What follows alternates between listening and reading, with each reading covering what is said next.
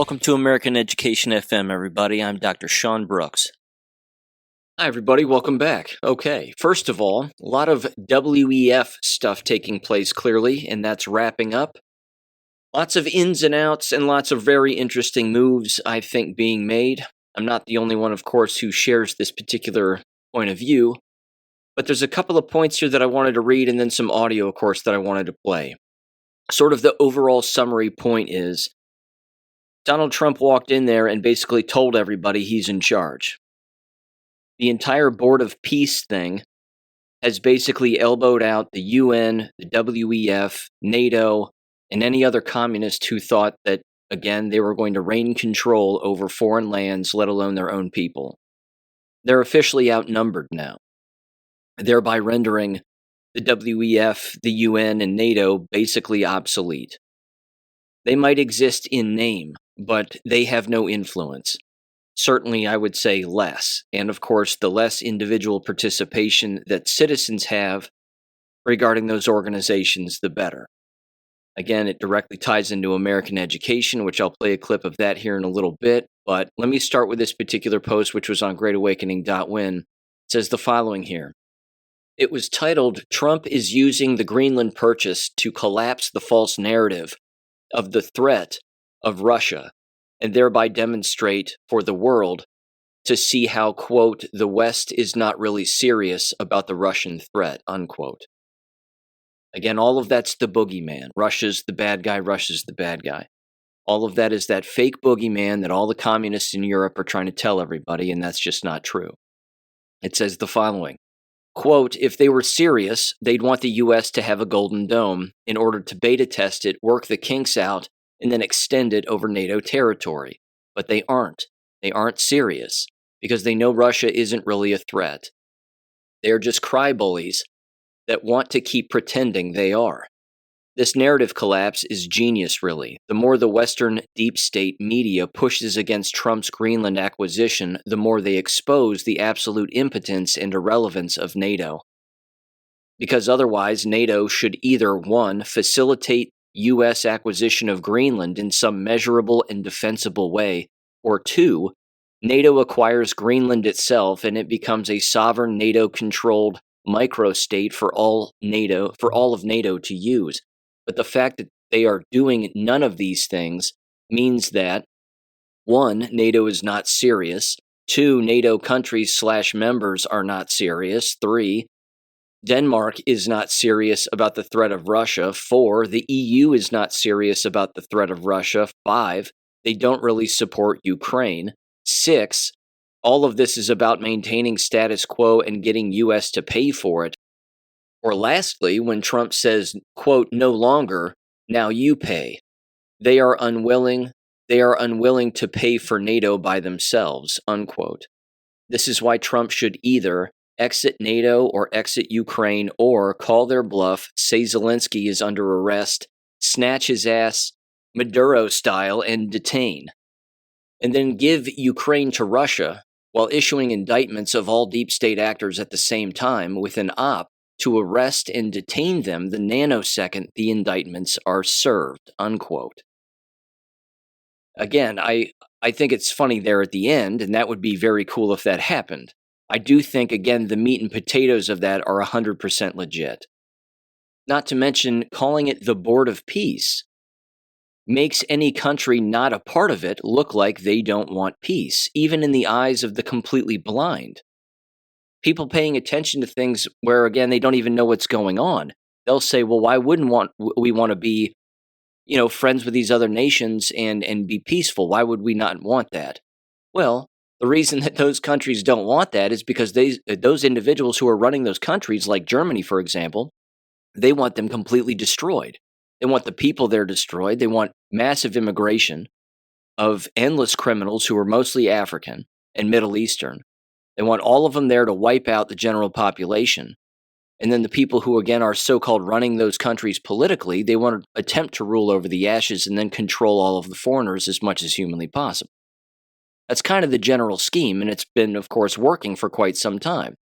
But that's why you have such polarizing opinions and polarizing speeches at the WEF. And it's not even like a left or a right thing. I think it's way more complex than that. It's about understanding what the larger plan was.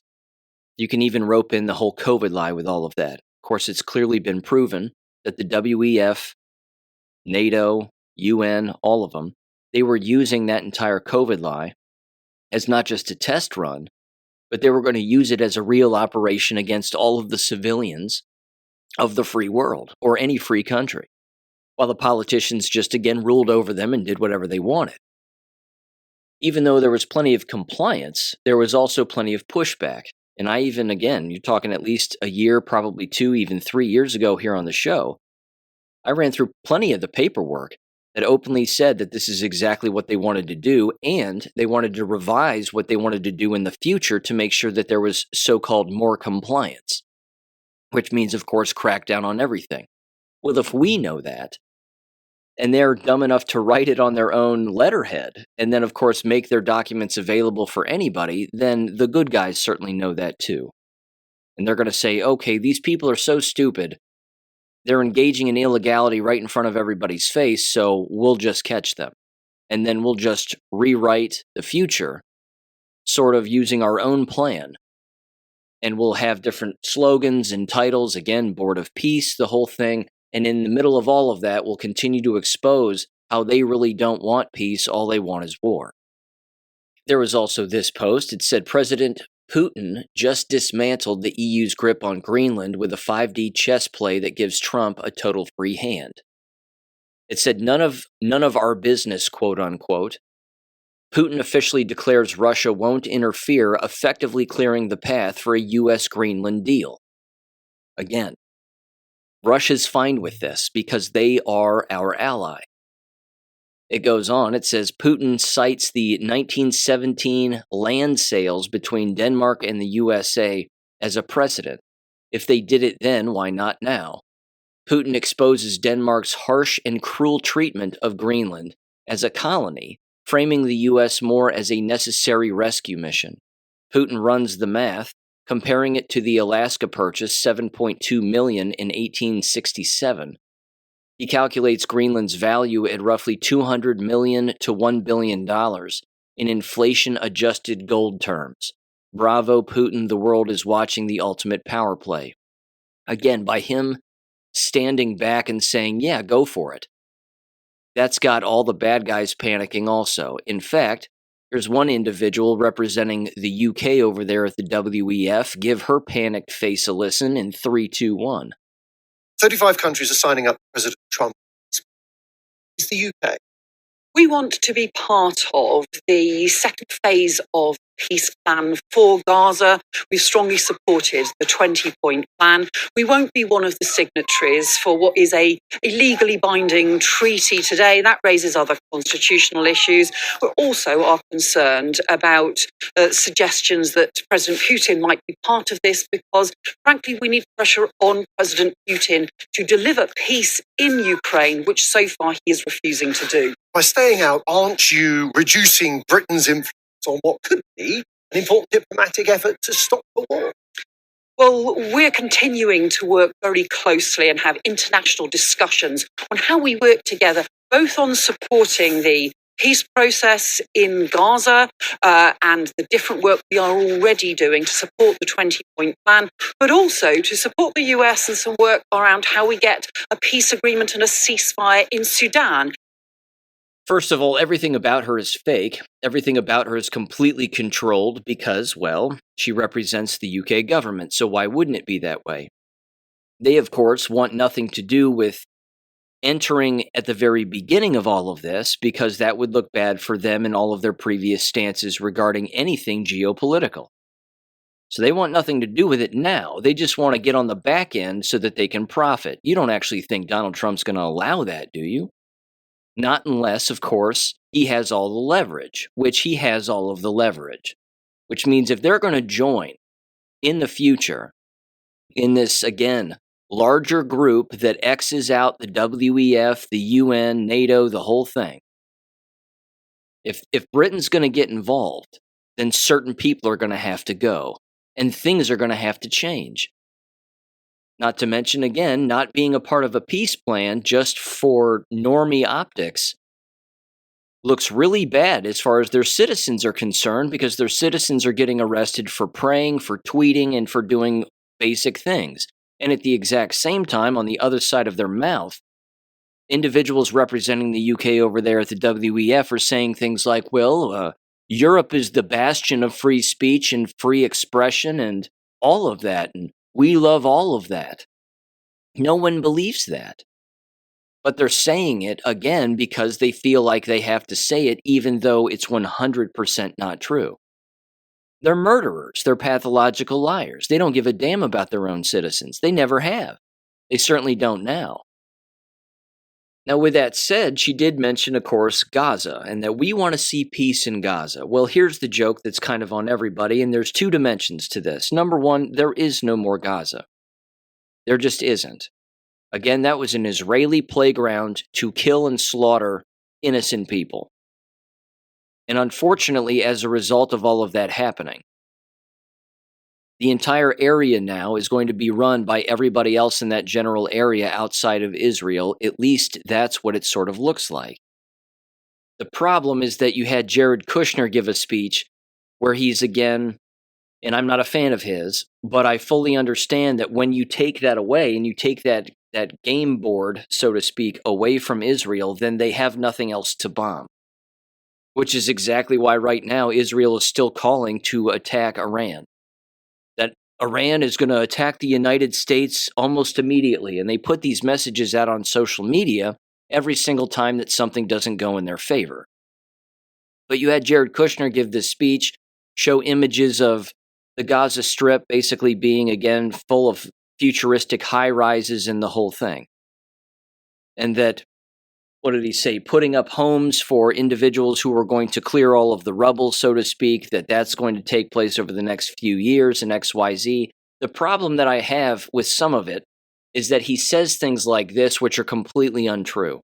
He says that Gaza is going to be for the Gazans and that they are going to have a stake in all of that land because it's their land and XYZ. Yes and no. Yes, in that they live there, or did, but no, because they're really not going to be around by the time all of it's finished. You're talking about a 10-plus year project to get all of that erected. Again, it might take less. It might take less time. I suppose that's fine. Middle Easterners over there build a lot of stuff real quick. I mean, look at the United Arab Emirates. That place is, I mean, it looks rather classy. But at the exact same time, it's not really going to be for the people who live there because they don't live there anymore. So, that part of it's really tasteless because you're building high-rises on dead bodies and you allowed Israel to basically just mow right through the entire area and wipe them out. It would have been nice to do the exact opposite. Mow through Israel, get rid of all of the Zionists, and then stop. And then clean up Gaza, and then, either relocate them or tell them, hey, you're going to stay and you're going to work and you're going to rebuild this place and it's going to be yours. I mean, that would have been nice too. But then again, this is the other dimension. You have to take into account the whole Greater Israel project. I mean, that entire scenario has basically, again, been stripped from Israel now, and certainly Netanyahu and Zionists of the like. But I don't know. It's going to be interesting to see what happens here, but I like the fact that I'm pretty certain that Zionists have been neutered to a great extent because, of course, they're not getting what they wanted, which is more death and more war and an entire Middle Eastern war and the whole thing. I mean, hell, the Board of Peace is built up by a lot of Middle Eastern leaders in Middle Eastern countries. That doesn't bother me because again, they don't like Israel and they don't like Zionism. And they know what the plan was for their region of the world too. And again, it was to slaughter their leaders, get people in those countries that would be complicit in a war, and then of course the war would be on and endless people would die and the whole thing. Again, that was the larger scheme, and that's clearly terrible. But again, here is Herzog talking with Fareed Zakaria, again, the Prime Minister of Israel talking with this washed-up CNN anchor at the World Economic Forum, and you can hear it in his voice that, again, he's always naming the enemy. These people love war. They thirst for blood. It's disgusting. But give him a listen in 3, 2, 1. It does seem as though Israel's strategic position has improved remarkably. Iran has been defanged. President Trump says the nuclear program is obliterated. The Syrian government, which has long been a foe of Israel, has been overturned. Hezbollah is a shadow of itself.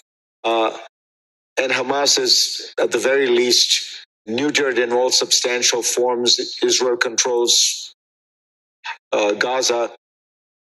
To you, does this feel like Israel is in a more secure and commanding position than it has been in decades? So I would say that, first of all, we are in a better position after fighting a war of various fronts, heroically and bravely, but the dark clouds are still hanging out there. For example, it is clear to us that the Iranians are regrouping, and they haven't stopped for one moment in their apply to spread terror all over the world, as well as move towards their big grand plans of weapons of mass destruction. We know and that Hezbollah is trying to do the same, meaning to regroup, rebuild its force, and perhaps wants kind of to deceive us that it's not doing so. And we know that the Houthis are out there still conniving and planning terror attacks. We should not sit on our laurels in any way. And of course, in Hamas is still there in Gaza, holding our last hostage, Ran Gvili, who we are screaming out loud to bring him back home according to the agreements that were agreed upon. So I would say, all in all, the balance sheet is better, but we should not be kind of over optimistic and believe that all is well, because we live in a dangerous circumstance and, of course, in a volatile region. Again, if you go back and you listen to the beginning of that, it's absolutely hilarious. Fareed Zakaria sets him up to basically say, hey, look, man, there's peace in the area. So why not get on board? And then he does the typical Israeli Jewish thing, which is to basically say, oh, we're always the victim. Endless people are always being killed, and we're always being attacked, and all our enemies are always regrouping. And of course, then he goes down every single tagline you've ever heard in your life, like weapons of mass destruction. You have to be kidding me. Again, the more that they play the victim, and they play it all the time, the less it resonates, and the less people listen, and the less people care. It doesn't mean that they're going to stop doing what they do. They're not going to stop complaining. They're not going to stop whining. They're not going to stop looking for influence, in particular inroads. They're not going to stop blackmailing people, and they're certainly not going to stop with their whole, we have to make anti-Semitism a law. That's always going to be a thing that they're always going to try to do. They're going to eventually try to make it punishable by death, I guarantee it. I mean, again, this is the direction that they're going in. But as far as land grabs and as far as the Greater Israel Project and perpetual war, they're slowly becoming outnumbered, which is fantastic. And again, as much as people bash Donald Trump, again, and call him Zion Don and all of that other stuff, he fully understands what their plans were as a nation, and certainly as far as Israeli Zionists are concerned. And Jewish Zionists. He knows what they want. And I don't think he wants that. It seems rather obvious that he doesn't want that. In fact, here's another interesting geopolitical move that has apparently just occurred, which is rather, again, interesting and monumental, I think.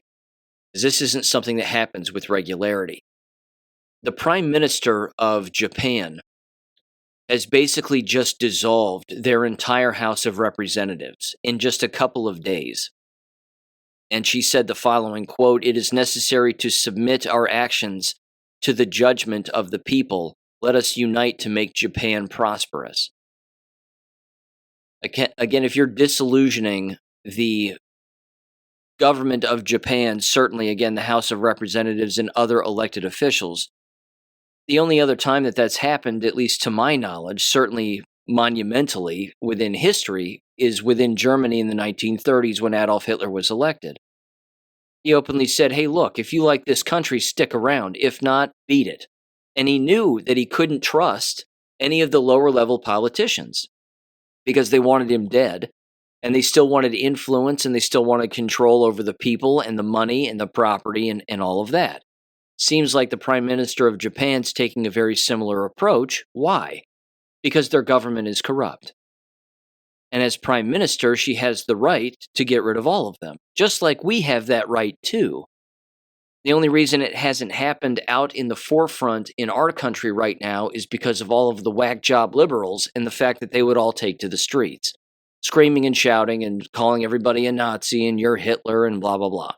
All of that would, of course, end up happening because people are emotionally unstable in our country. There's a little more control, a little more civility in Japan as opposed to here.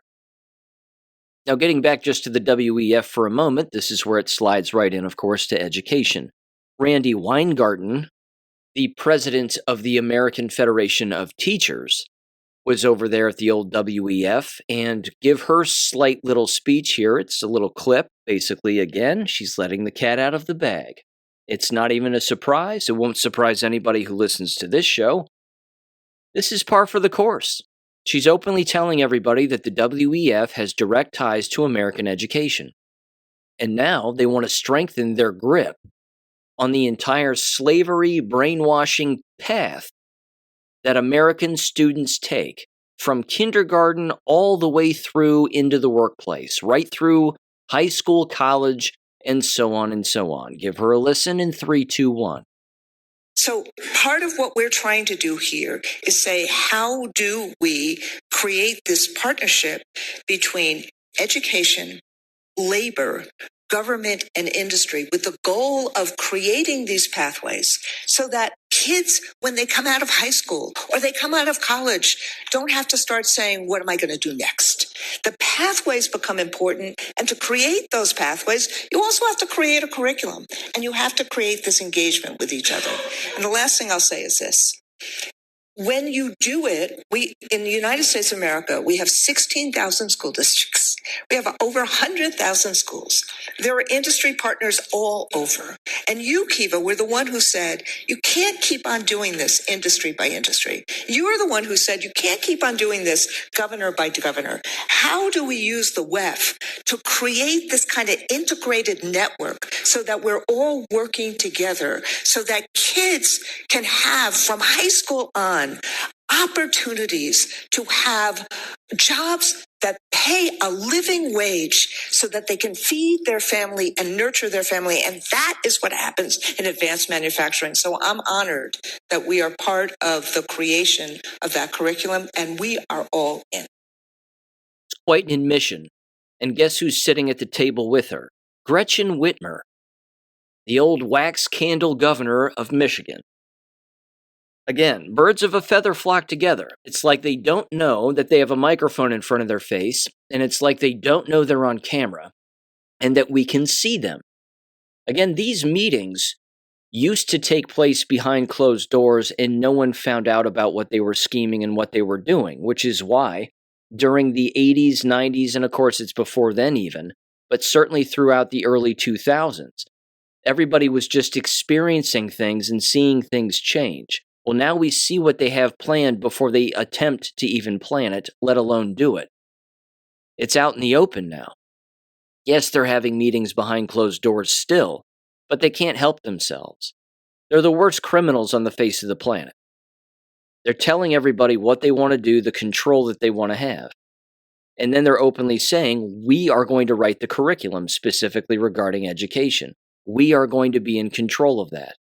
They have no idea what it means to even work a hard day's work. Not a clue.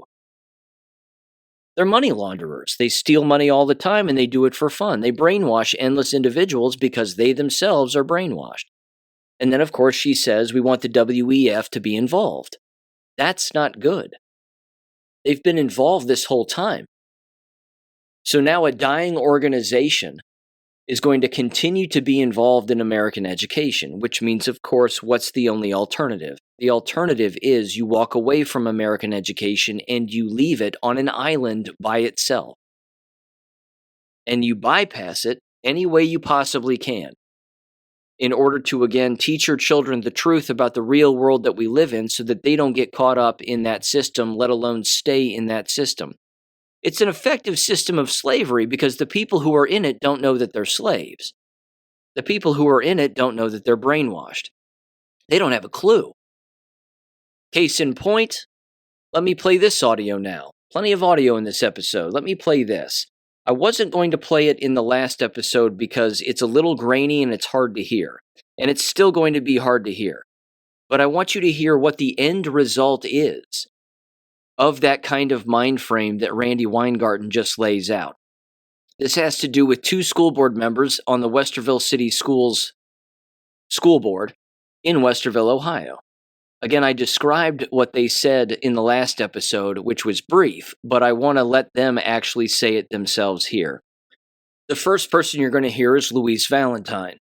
Now, again, I've highlighted her in previous Substacks before and even played audio of her on the show. She's a nutbag, and she, of course, apparently runs this Witching Hour Consulting LLC, which laundered money or did whatever it did and moved money around, certainly over to Anissa Liban, or at least Anissa Liban, rather, paid this so-called political consulting organization about $1,000.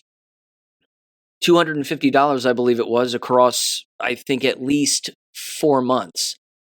And it's even turned out that of that $161,000 that Anissa Liban has raised, apparently she's revised that number now to something like $87,000. So somewhere around $80,000 just disappeared. Again, at face value, it looks fraudulent. But what Louise Valentine does is she decides to give an entire speech at the beginning about how much her kids didn't like going back to school. I like how everybody keeps bringing that up. How all youth don't like going back to school. Most of them don't. Why is that, do you think? Again, they never answer that question. It's because school is terrible, and even children know it. Even the children of school board members know school is terrible. Again, no one's thinking. But she goes down this entire line where she decides to become a history teacher all of a sudden, a fake history teacher, and she gives lessons on fascism and communism in a big long speech, and then she supports all of the Somalis and all of the foreigners. And she openly says this. So give her a listen in 3, 2, 1. Aside from that, I did want to take a moment to actually read an excerpt from a book that I recently finished. It is half a page. I'm not going to read you an entire chapter. But I believe it's important to acknowledge the fraught and scary times that we are living in, because many in our communities are directly feeling it. And in a country where anyone can be snatched off the street because of how they look or the language that they speak without due process, or a child who just wants to be themselves is essentially told that they're an abomination and they simply need to live as others prescribe. In that world, I think it's important for us to reaffirm our commitment to all children in this district. So I do want to offer some kind of words of wisdom from someone who's more eloquent than me and actually published about the fact that our times are unfortunately not necessarily unique, and we as individuals and as this body can learn from history and make those in the community feel less scared and help them feel seen and heard. So this is just a quick excerpt from the book. Is called On Tyranny, 20 Lessons from the 20th Century. It's by Timothy Snyder. It is a very short book, if anybody wants to pick it up. All right, tyrannical regimes arose at different times and places in the Europe of the 20th century, but memoirs of their victims all share a single tender moment. When the recollection is of fascist Italy in the 1920s, Nazi Germany in the 1930s, the Soviet Union during the Great Terror of 37-38, or of the purges in communist Eastern Europe in the 1940s and 50s, people who were living in fear of repression remembered how their neighbors treated them. A smile, a handshake, or a word of greeting, banal gestures in a normal situation took on great significance. When friends, colleagues, and acquaintances looked away or crossed the street to avoid contact, fear grew. You might not be sure, today or tomorrow, who feels threatened in the United States, but if you affirm everyone, you can be sure that certain people will feel better. So, I just want to state to all of our district families, our staff, all the kids, we see you, we hear you. My heart absolutely breaks for what's going on in this country. I cannot believe that this is the United States on some days. And I know that we, as a board, I think I can speak for the board, we want to do everything that we can to help everybody navigate these trying times. You are valued. Everyone is valued in this community, and the actions of some do not speak for the actions of most. So I ask community members, please continue to reach out with questions, concerns, so that we can help continue to problem solve and support everybody in the community as best we can. So, thank you. A couple of things. I have a huge smile on my face. This is just the dumbest thing on the face of the planet. These people, I'll tell you what. I've said it before, you give them an inch, they'll hang themselves. They're so dumb, it makes every part of my body hurt. First of all, anytime that a liberal references a book, I just read a book. Good for you. How many have you actually read in your life? The answer is probably not many. Clearly not enough to understand that what she's reading and what she's saying is 100% false. So, when she says words of wisdom, this is an old liberal saying. Again, I heard it when I taught school all of the time. Anytime someone says, I'd like to share with you some words of wisdom, they're trying to trick you into believing that it's them that's saying it. But they didn't come up with the words, and they're not even that wise. So they're always reading from somebody else and then trying to make it sound like it's their own original thought. It's pathetic. But again, that's what she openly says. And then she uses all of the typical liberal jargon of we see you, you are heard and seen, and people are being snatched up off of the road just for the way that they look or the way that they're acting. No, they aren't. They're going after warrants because they've used military intelligence to find out where these people live. Illegal aliens came here, were given a cell phone and a debit card. They're being tracked. We know where they are. That's why they're being rounded up, because they broke the law. She doesn't know this. She doesn't care. Again, she's a political ideologue, because all board members are. Real members of a board sit quietly and say very little and then share their real concerns about their own organization and the money and how the money is being spent within their own multi-million-dollar organization. That's what they're supposed to do. And this isn't new, of course, the way that she's behaving and the way that people like her behave. But this is why your business is failing. Because you don't know how to manage money legally, and of course, you're a political activist. Now, she's not the only one. Everybody on the board is a political activist in one degree or another. She's terrible. But now here's Anissa Liban, the actual Somali. Again, she's nuts too, and listen to what she says because, of course, she's projecting as well. Give her a listen in 3, 2, 1. Well, thank you all so much for staying with us throughout the entire meeting. You know, I think I spoke from my heart earlier, but I really want to begin by congratulating Tatiana Brown. Welcome to the board. I think really what my colleagues already said, I think this is a really insane time. And I don't know, the other day I was on the phone with a friend and I was telling her, like, I can't believe I'm driving around with a passport. Like, this is insane. And I think right before the holidays, I know our district responded really fast and reminded families about the policy that we have in place to keep our kids safe. And so I really just want to use my time to kind of remind families that it is okay to not be okay. It's okay to be afraid, but that hopefully should not prevent you from reaching out and seeking services. And so I really just want to remind all of our educators and our staff that there are families honestly going through it and they may not express it. So just check in on them, ask them how they're doing, ask how the kids are doing. It's just a really, really, really difficult time right now for so many.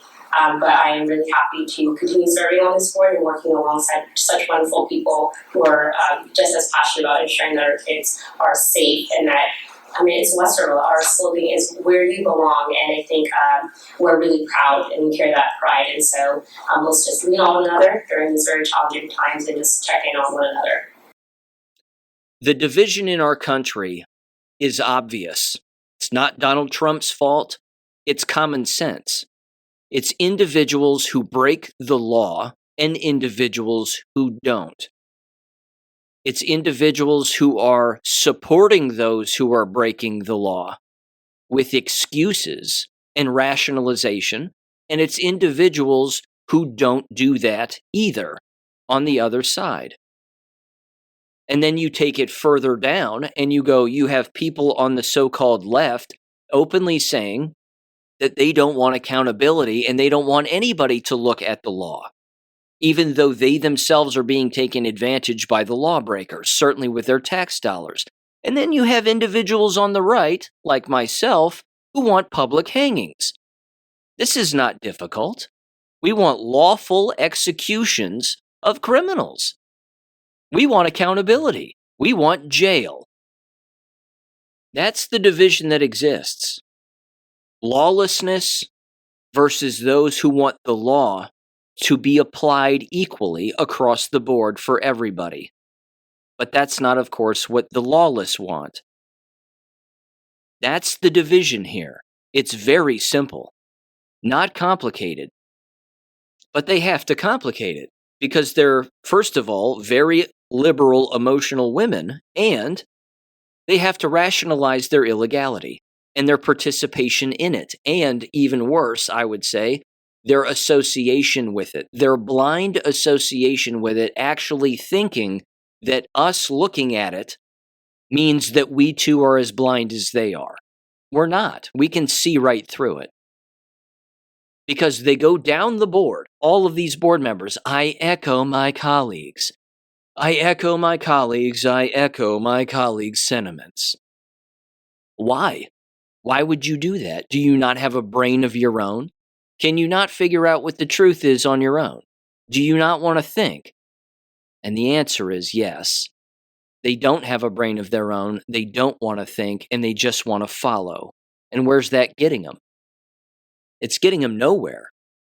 It's getting them lower academic scores, poor education. It's getting them less money as a district, so much so that they now are taxing income where they live. It's getting them more political division, lowered enrollment in their school district. Again, these places are going to be left for the brainwashed, the foreigners, if they all don't, of course, end up leaving, the mentally handicapped and the physically disabled. It's that simple. And I also have to say this. I love it when a school board member on any school board in America gets exposed. They either never talk about the thing that they've just been exposed for publicly, written on the record. They decide to give some kind of a speech where they say, I look forward to serving on the board, or they even go so far as to openly say, I'm not going anywhere, and I'm going to continue to keep people safe and serve the children of this district and blah, blah, blah. Because the very next thing that happens is they either go to jail or they resign, or both. It's the universal tell that they've been caught. Someone's criticizing me and accusing me of things. We aren't doing this for fun. We're not doing it out of thin air. We're doing it because there's smoke and there's fire, and it's rather obvious. But then, of course, the board president says, congratulations to the board members and their well-run campaign. You now have the board member, the president of the Westerville City School Board, saying a well-run campaign for Anissa Liban, who's openly engaged in fraud. We're going to remember that, and I think everybody's going to remember that she said that. Now back to Minneapolis, Minnesota real quick. First of all, Nick Shirley testified for about an hour and 45 minutes in front of the House Oversight Committee, or one of those committees in the House. I'm not going to dive into it. It just should prove again to everybody that he himself is an operation controlled by government, because why else would he be there? Again, he's the figurehead. He's controlled, which isn't a bad thing in this particular sense, because again, he's exposing a great deal, but it's not really him doing the exposing. It's government with the information, and they're simply using him as the flashlight, and he's just highlighting things. And it's not, again, even him highlighting it, it's the people and the cameras and the security that he has and all of that. I mean, that's a wake-up operation, and he's a young guy. Which means, again, he's there on purpose to bring in a younger generation to basically be like, hey, you need to be citizen journalists in your own country, and you need to be patriots in your own right, so wake the hell up. I'm not against it. That's a very good thing, and that needs to happen. But the simple fact that he, again, made all of the rounds, Patrick Bet-David, Sean Ryan, all those shows, and now he finds himself wearing a suit testifying in front of Congress, well, that should prove it to you right there. They've also arrested a couple of black women affiliated with the church protest, quote unquote, which wasn't. It was disorderly conduct, to say the least, among other laws that were broken. And yeah, that's good. And they aren't going to be the only arrests, which is also a very good thing, too. Go get Don Lemon. Everybody wants to see his ass locked up. Just go get him. Anyway, there was also this.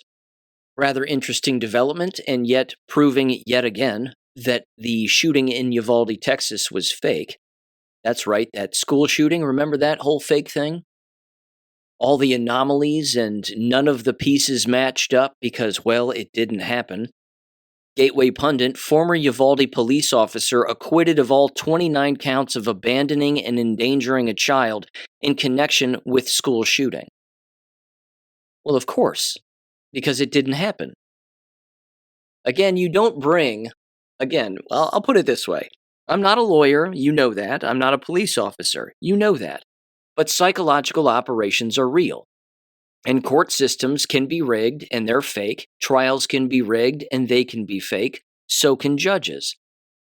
So can, of course, the news organizations, and, of course, fake school shootings. You can't convict somebody of something if they didn't actually do anything. If the whole thing was staged, you have to have a trial to make it look like it happened when it didn't, and then, of course, they get off. But from a legal standpoint, you don't bring charges unless you're going to get all 12 jurors to say guilty. Certainly when it came to something like this, unless no one died, in which case you wouldn't convict. Because a jury would have to see dead bodies. They would have to see full-blown negligence of some kind on film. And that's not what they saw. What they saw was a drill. Again, good luck getting your hands on any evidence from that so-called trial regarding this individual, because you're not going to get it. The guy's name was Adrian Gonzalez, allegedly, and he was acquitted of all 29 counts of abandoning and endangering a child. Well, I don't think so. He didn't take the stand in his own defense. He has insisted he didn't freeze in the chaotic early moments and never saw the gunman. Yeah, I bet he didn't. Maybe he wasn't even there. And his lawyers argue that 3 officers on the other side of the school saw the gunman still outside and didn't fire a shot. Okay? Are they on trial? Is there a trial for them? There won't be. No one's going to jail. Even if they dress somebody up in an orange jumpsuit and they take a picture of him, doesn't mean he's actually in jail. He probably just got a huge paycheck as a result of being a part of a script. That's all. It was a show. It was a giant money laundering show. Now let me get back to the World Economic Forum here real quick and how all of this has been wrapping up. Again, plenty of great things certainly happening. And there was a conversation that was taking place over at Promethean Action, which I caught, and a person asked a great question and then it was answered. And I think it was answered appropriately, and it's an accurate answer. They said, why would you have somebody like Tony Blair sit on the Board of Peace? And why would Donald Trump allow that to happen? And the answer that was provided by Susan Kakinda, which, again, she's a part of that group, and again, it's an accurate approach. You keep your friends close and your enemies closer. But beyond that, by having him sit on a board and making proposals, you're getting a perfect example of what the other globalists really want. He'll make proposals. He will be refusing proposals. He'll be downvoting particular things. And then, of course, earlier you heard that British woman openly say, well, it's an illegally put together group and it's unconstitutional and blah, blah, blah. And the fact is that it isn't, because NATO is, and the WEF is, and the UN is, and all of that's illegal. That has nothing to do with our Constitution as Americans. It just means that they have the opportunity to subvert our Constitution and our sovereignty. But when you have somebody like Tony Blair sitting on a board, you're getting the old look at what the people who control Tony Blair want him to do and or say, and what direction they want them to go in, basically, when they don't have a foothold in it. So that's sort of the general approach to why you would allow somebody like him to exist there.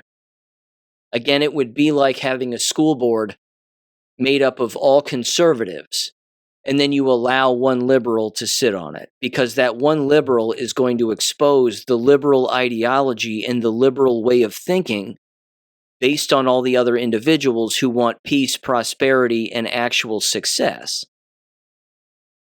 So, yeah. Again, that's their take on it. I tend to agree with that particular take, and that's the way that is. And apparently, again, a lot of things are actually happening in Gaza, which are good for the people who are there. Allegedly, again, there are security forces that are not IDF that are moving in there or that are already there. Food is moving. That's a good thing. And again, I want the IDF to not even be around, let alone there, picking people off for target practice and doing all of that. Again, Donald Trump knows that they've been doing that. And all of this peace stuff, as even Susan Kakinda openly said, she openly said again, the people who are pissed off about it are Netanyahu and the London bankers. Now, she could just say Jews, but she's not going to say that because, again, she's being politically correct. But it's even worse. It's Zionists. It's all of them. It's the bloodsuckers and the Satanists. They're the ones that don't like any of this. They can't stand it. So, good. That means that the good guys are winning. Now, speaking of winning, there's also this. This was, again, another post on GreatAwakening.win, and it said, the World Economic Forum has openly admitted what many suspected all along, that COVID-19, the COVID-19 pandemic, quote unquote, was used as a test to measure how willing the public would be to comply with their long-term vision for the planet. Lockdowns, mandates, travel restrictions, and digital tracking weren't just emergency measures, rather. They became a real-world experiment in obedience, authority, and behavioral control. Now that the admission is out there, in the open, people are asking hard questions about consent, accountability, and how far global institutions believe they can push societies during a crisis, quote unquote. If COVID, quote unquote, was the test run, what does that mean for the future?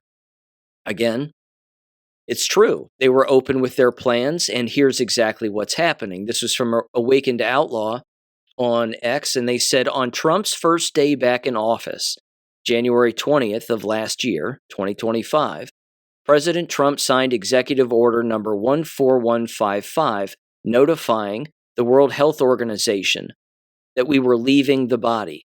They received this official letter 2 days later. As per the agreement, we were required to give a 1-year notice to quit. This means that as of today, as I'm recording this, January 22nd, 2026, the U.S. is no longer a part of the WHO, World Health Organization. That's good. That's a victory. I understand openly the sentiment where people would say, well, it depends on who's in charge, and we'll just go back to being a member of it if somebody else takes over and XYZ. I think that that's less likely to occur this time around, simply because us getting out of it has never occurred in the first place. And number two, when people realize they don't need global government like the WHO, let alone the WEF, they're going to realize that we save money and you're going to be healthier for it. Not to mention they're not going to have their globalist claws dug in everybody's back, leading them around like slaves. At least you hope not. There was also this, and this has to do with the American Academy of Pediatrics being sued. Apparently, the plaintiffs accused the AAP of operating as a central coordinator in a racketeering enterprise involving pharmaceutical manufacturers like Pfizer, Merck, GlaxoSmithKline, and Sanofi Pasteur, and affiliated organizations. It says, quote, to promote, financially benefit from, and protect the ever-expanding childhood vaccination schedule through systematic fraud, misinformation, and suppression of independent science. It says that in the summary here, it says they argue that this has, quote, led to widespread health harm to children, which it has, destroyed the careers of physicians who questioned the schedule, and defrauded families into consenting to vaccinations under false pretense. Yes, this is a massive lawsuit. If this continues to go through, this is huge. It says the core allegation is the suit claims that the AAP, the American Academy of Pediatrics, openly misrepresented or knowingly misrepresented both safety and efficacy evidence by asserting that the childhood vaccine schedule has been fully tested, proven safe and effective, saved millions of lives, these are all quotations, and that none of these statements are supported by actual cumulative outcome studies. Yes. Excellent. It goes on here. It says that they accuse the AAP of substituting theoretical immunological reasoning, for example, the immune system can handle 10,000 vaccines, quote unquote, in place of empirical toxicology and morbidity studies that were never conducted. The AAP is accused of mail and wire fraud spanning over 2 decades, conspiracy with vaccine manufacturers to maintain the illusion of safety, systematic suppression of scientists' studies and doctors contradicting their message, and profiting from vaccines through insurance incentives, bonuses, and pay-to-performance schemes. All true. All of it's true. It's a bad day to be a bad pediatrician. We'll put it that way. It falls under, again, the racketeering and conspiracy RICO, 18 U.S.C. subsection 1962C and D, along with 18 U.S.C. subsection 1964C, which is treble damages for inquiry to business or property. It also says that the declaratory judgment states that the vaccine schedule has never been cumulatively tested for safety, that the key AAP statements are materially false, that AAP's claims constitute racketeering predicate acts, injunctive relief, forcing AAP to publish corrections on its website, healthychildren.org, and its Red Book. Treble damages for lost income, destroyed careers, and economic harms, and then attorneys' fees and costs. This could bankrupt them, because it should. It says the lawsuit is truly one of the most important lawsuits in modern medical history, unquote. Yeah. I'll link the entire 55-page lawsuit in the description below if you're interested in checking it out. United States District Court for the District of Columbia, and it's a number of individuals against, again, the American Academy of Pediatrics. All good stuff. I certainly hope it sticks, and I hope they take him down. Again, it's a bad day to be a pediatrician, certainly if you've injected copious amounts of people and believed that lie your whole career, which, let's face it, most of them have. And they themselves have been damaged as a result of going along with it too. So rather embarrassing, but yeah, it's a victory, and we'll take them where we can get them. Ladies and gentlemen, thank you for listening as always. I'm going to split on this episode here. I will catch you on Monday, hopefully, assuming that there's power. There's about a foot of snow coming in my neck of the woods, so have a great weekend. Thanks again for listening as always. Got to get prepared for that, and I will catch you on Monday. Peace. Thank you for listening to American Education FM. Make sure and check out AmericanEducationFM.com for more information. Take care and God bless.